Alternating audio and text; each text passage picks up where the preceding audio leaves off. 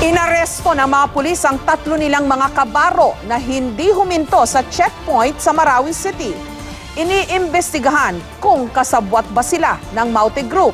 Samantala, nasa gitna naman ng mga sundalo ang isang retired judge na mahigit 2 linggo nang naipit sa bakbakan. Live mula sa Iligan City, may report si Sandra Aguinaldo. Sandra?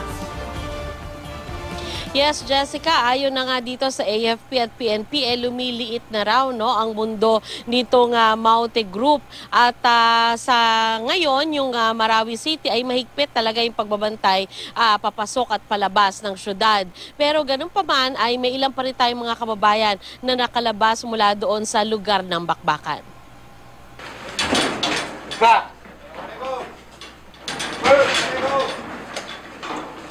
Buwis buhay ang naging pagsagip ng mga kawani ng local government sa barangay Papandayan, Kanyongan, Marawi City matapos makatanggap ng tawag.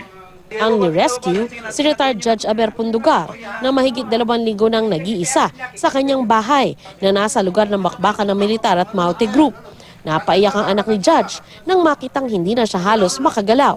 Dinala sa klinik ng Kapitolyo ang Judge na may diabetes. May mangilan-gilan ding mga residenteng ligtas na kalabas mula sa lugar ng bakbakan. Ito yung daan patungo sa May Pakpak General Hospital na dati ay hawak ng Maute Group. Pero ngayon cleared na ito at merong checkpoint para din mapigilan yung pagbabalik daw ng masasamang elemento sa lugar na ito. Dito rin sa checkpoint matatagpuan yung bandila ng Pilipinas bilang pangontra daw doon sa itim na bandila ng mga terorista. Kinabitan din ang bandera maging ang mga sasakyan ng pulisya. As a symbol of that, we have planted or hoisted our national colors, our Philippine flag in these areas and all government peacekeeping vehicles to, of course, to flood Marawi with the Philippine flag and drown those little black flags with our national symbol. Lalong pinahigpitan checkpoint para hindi makatakas sa mga terorista at iwasang makapasok ang reinforcement. Tiempo namang dumaan doon ang 3 pulis na ito mula sa bayan ng Butig na dati ng kinubkob ng Maute Group. Hindi raw sila huminto sa checkpoint kaya nagduda mga kapwa pulis at hinarang sila. Doon na diskubre ang 5 pistol at sangkaterbang bala. Kasama sa aalamin ng mga otoridad ay kung may kinalaman sila sa Maute Group. Kasunod dito, 4 na lalaki ang inaresto ng pulisya sa hinalang magnanakaw sa mga bahay na naiwan ng mga nagsilikas. Itinanggi nila ang paratang. 1 kilo ng shabu rin ang nakuha umano sa bahay ni maging Mayor Mamaulan Abinal Mulok.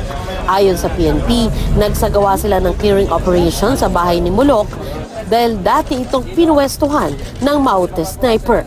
Nauna nang sinabi ni Pangulong Duterte na may kaugnayan umano sa droga ang Maute Group. Si Abinal ay nasa listahan din ng Pangulo ng mga narco-politicians. Titignan natin to, yung connection ng pagkakakuha ng ganong kalaking amount ng shabu sa residence ng isang mayor. Yung bahay na yon tinirahan ng mga OOT group and doon ang unang enkwentro na nangyari.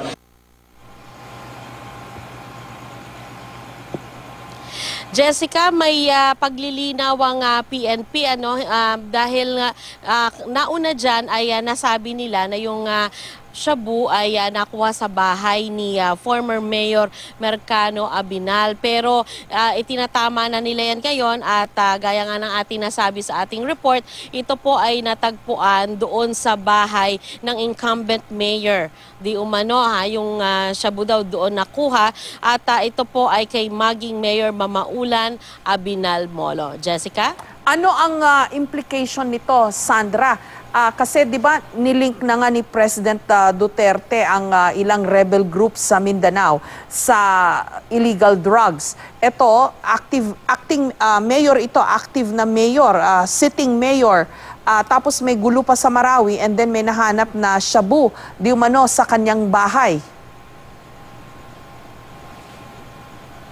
Yes, Jessica, naitanong nga natin yan, no, kung ano yung connect, no? At sa ngayon, ang tanging nasasabi nilang connect ay ito daw ay dating sniper position at di umano nagpalipas ng ilang gabi doon yung mga terorista. At bukod dyan, wala na silang iba pang sinasabing connect sa Mauti Group nitong si Mayor Baliban doon nga sa nandun daw yung sniper position.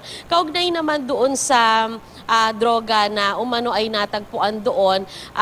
Syempre, it should be noted also, Jessica, na yung bahay walang tao nung sila ay pumunta doon at ito'y bahagi nung clearing operations. Kasi nga po, ang ano naman talaga dyan is, syempre nakalikas na yung mga tao doon at kaya nga po ito napwestuhan ng sniper, Jessica. Mabuti niliwanag mo, no, Sandra, na wala doon yung mayor. Bagamat yung doon di umano sa bahay niya nakuha yung shabu, and it was established na nung nagkasagsagan ng bakbakan sa Marawi, punestuhan yung bahay ng mayor ng sniper ng Maute. Yes, Jessica, yun yung malinaw na sinasabi ng PNP kanina. Bagamat yun nga, dahil nga merong pahayag ang Pangulo na talagang merong koneksyon, di umano, no, yung narco-politics dito sa Mauti Group, ay yan daw talaga imbestigahan nila yung anggulo na yan. Jessica. Maraming salamat sa iyo at ingat kayo sa Iligan at sa Marawi, Sandra Aguinaldo.